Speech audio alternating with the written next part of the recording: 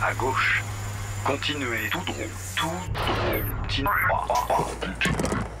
Pas maintenant, j'ai... Chers élèves, cette situation vous rappelle quelque chose? Face à vos cartes, vous êtes complètement à l'ouest? Vous vous demandez souvent où est l'est? Pas de panique.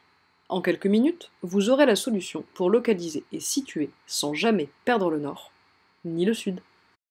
Localiser et situer sont deux démarches bien distinctes. Localiser, c'est le premier travail du géographe. Cela implique de répondre à la question où. Pour cela, on utilise des cartes. Exemple, où est le Sri Lanka? C'est là.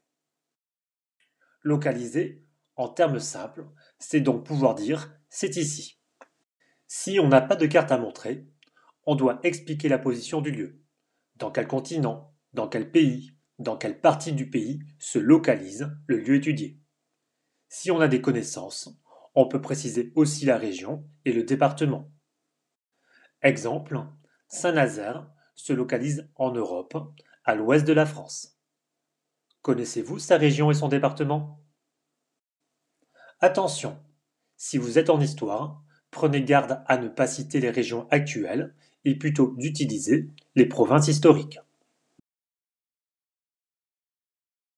Situer, c'est répondre à la question par rapport à quoi? La situation géographique exprime ainsi une position relative par rapport à d'autres lieux. Cela veut dire aussi savoir changer d'échelle afin d'identifier certaines caractéristiques du lieu. Proche de la mer, à telle distance d'une métropole, proche d'une frontière, au bord d'un fleuve, etc. Exemple, Saint-Nazaire se situe sur la façade atlantique, à l'embouchure de la Loire, à l'ouest de Nantes. Pour ne plus être à l'ouest et obtenir la maîtrise satisfaisante, il faut mobiliser les grands repères géographiques pour repérer un lieu. Continent, océan, État, région, lignes imaginaires comme l'équateur, etc. Cela implique donc de les connaître sur le bout des doigts. Savoir expliquer la position du lieu en utilisant les points cardinaux sans se tromper. Identifier et utiliser les repères pertinents pour situer le lieu dans l'espace. Un repère pertinent, c'est un repère efficace pour expliquer la position du lieu. On dit que Crémieux est à l'est de Lyon, car cela indique une information intéressante, à l'est d'une grande métropole. Par contre, on ne dit pas que Douai est au nord de Paris, car la distance est bien trop importante pour que cela soit pertinent. On dira plutôt que Douai est au sud de l'île. Cela implique donc de maîtriser les repères principaux, océan, ville, massif, mer, et de savoir les identifier sur une carte. Ceux qui aiment les défis pourront viser la maîtrise très satisfaisante. Pour ne plus perdre le nord, demandez-vous toujours où est l'est?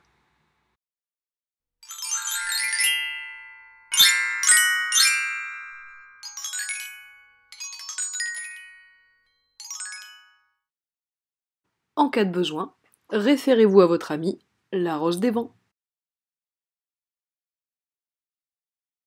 À vous de rejouer.